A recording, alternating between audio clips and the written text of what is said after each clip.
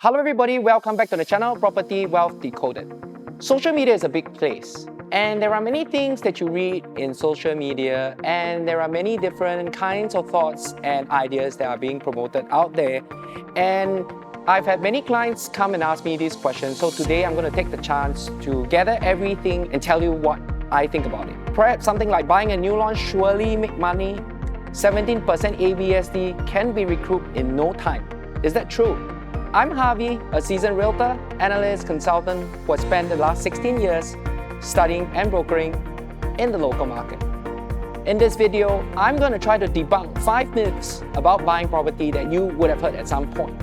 To the untrained eye, they may seem logical, but experienced folks will tell you there is no one-size-fits-all property advice in this industry. Myth number 1, buy new launch, sure make money. Well, sometimes it could be true. Now, when are these true?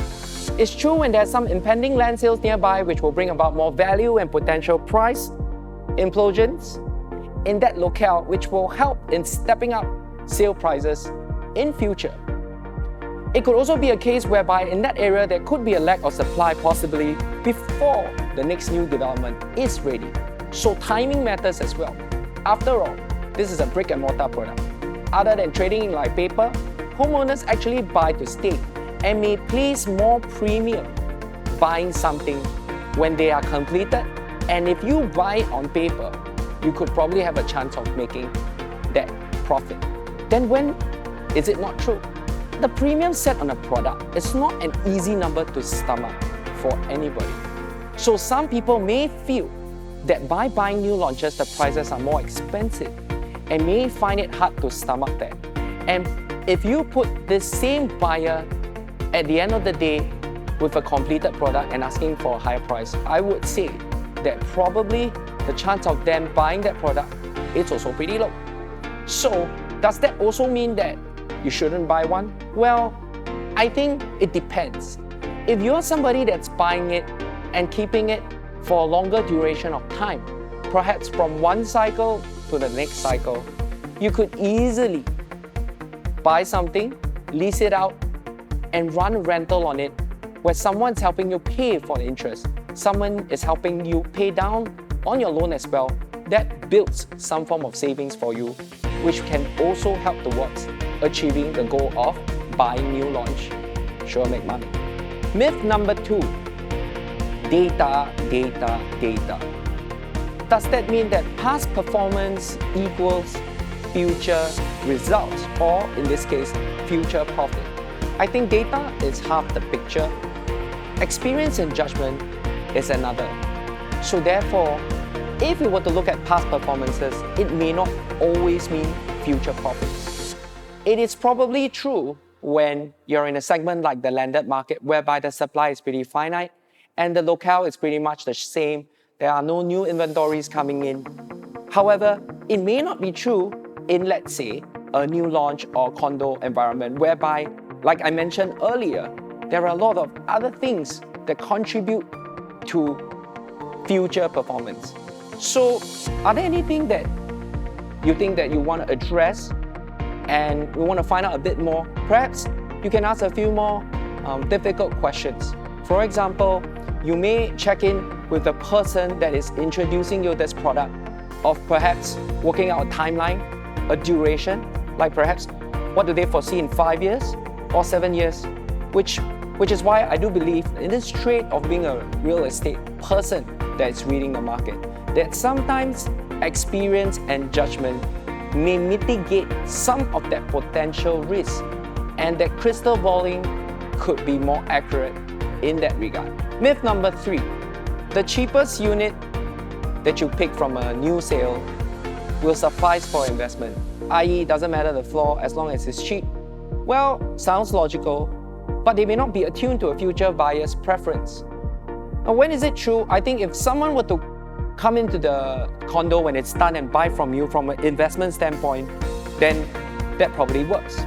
However, if you are looking to widen your potential of the buyers that you could sell to, the buyer that's going to buy as a home, it's unlikely to share the same thoughts and logic as you of buying the cheapest unit even though it, let's say, faces the bin center, if let's say it is facing it's very close to your neighbor's unit.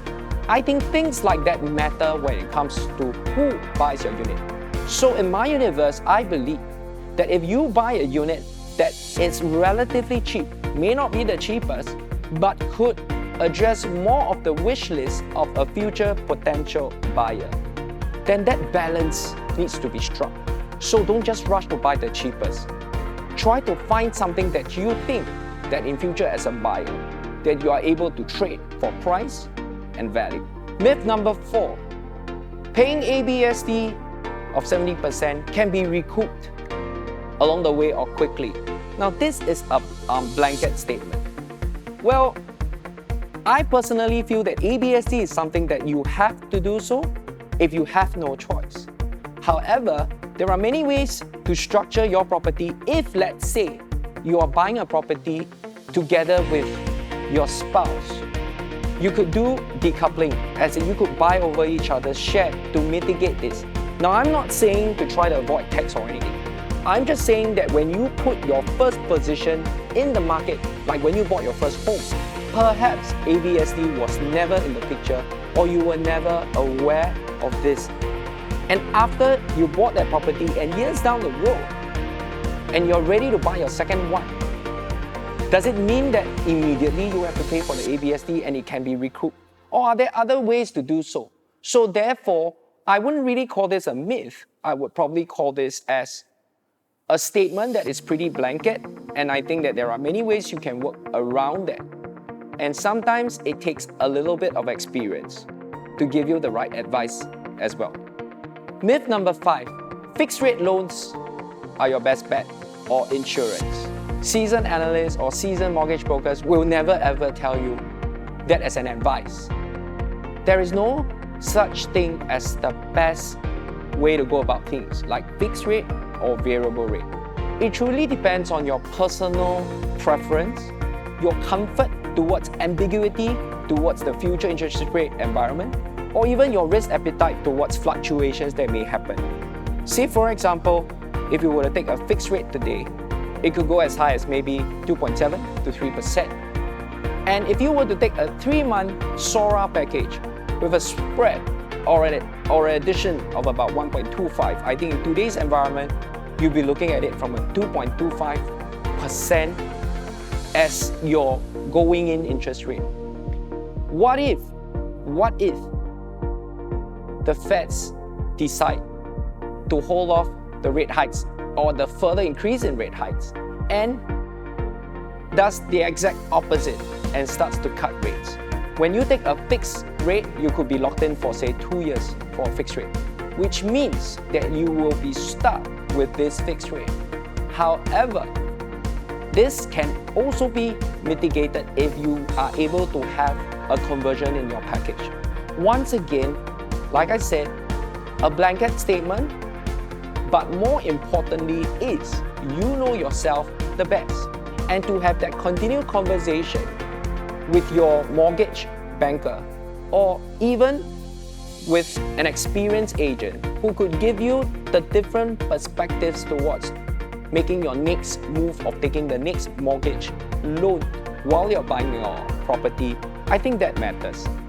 So therefore, if I were to say of the above 5 myths, they are not exhaustive. There are a lot more things that are being said in the market.